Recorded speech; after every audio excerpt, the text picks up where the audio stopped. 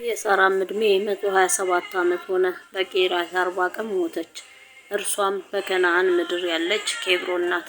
አብርሃምም ለሳራ ሊያዝንላትና ሊያለቅስላት ተነሳ። አብርሃምም ከሬሳው አጠገብ ተነሳ፣ ለኬጢ ልጆችም እንዲህ ሲል ተናገረ። እኔ በእናንተ ዘንድ ስደተኛና መጻተኛ ነኝ። በእናንተ ዘንድ የመቃብር ርስት ስጡኝ፣ ሬሳዬንም ከፊቴ ልቅበር። የኬጢ ልጆችም ለአብርሃም መለሱ አሉትም፣ ጌታ ሆይ ስማን፣ አንተ በእኛ መካከል ከእግዚአብሔር አለቃ ነህ። ከመቃብር ስፍራችን በመልካሙ ቦታ ሬሳህን ቅበር። ሬሳህን ትቀብር ዘንድ ከእኛ መቃብሩን የሚከለክልህ የለም። አብርሃምም ተነሳ፣ ለምድሩ ሕዝብም ለኬጢ ልጆች ሰገደ፣ እንዲህም አላቸው፣ ሬሳዬን ከፊቴ እንድቀብር ከወደዳችሁስ ስሙኝ። ከሰዓር ልጅ ከኤፍሮንም ለምኑልኝ። በእርሻው ዳር ያለችውን ድርብ ክፍል ያላትን ዋሻውን በሙሉ ዋጋ በመካከላችሁ ይስጠኝ፣ መቃብሩ የእኔ ርስት እንዲሆን። ኤፍሮንም በኬጢ ልጆች መካከል ተቀምጦ ነበር። የኬጢ ሰው ኤፍሮንም የኬጢ ልጆችና ወደ ከተማ የሚገቡ ሁሉ ሲሰሙ ለአብርሃም እንዲህ ሲል መለሰለት፣ አይደለም ጌታዬ ስማኝ፣ እርሻውን ሰጥቻለሁ፣ በእርሱም ዳር ያለውን ዋሻ ሰጥቻለሁ፣ በወገኔ ልጆች ፊት ሰጥቻለሁ፣ ሬሳህን ቅበር።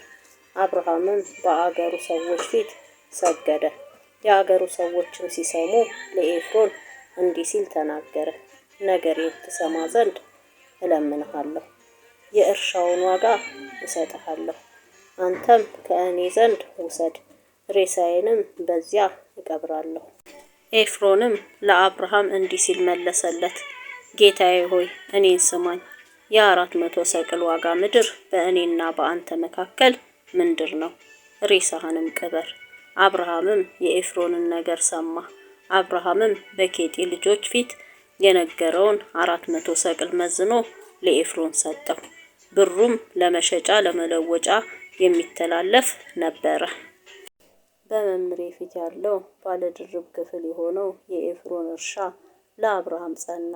እርሻው በእርሱም ያለው ዋሻው በእርሻውም ውስጥ በዙሪያውም ያለው እንጨት ሁሉ በኬጢ ልጆችና በከተማይቱ በር በሚገቡ ሁሉ ፊት ለአብርሃም ርስቱ ሆነ። ከዚህም በኋላ ኬብሮን በምትባል በመምሬ ፊት በከነዓን ምድር ባለው እርሻ ባለድርብ ክፍል በሆነው ዋሻ ውስጥ አብርሃም ሚስቱን ሳራን ቀበረ። እርሻውና በእርሱ ያለው ዋሻው በኬጢ ልጆች ዘንድ ለአብርሃም የመቃብር ርስት ሆኖ ጸና።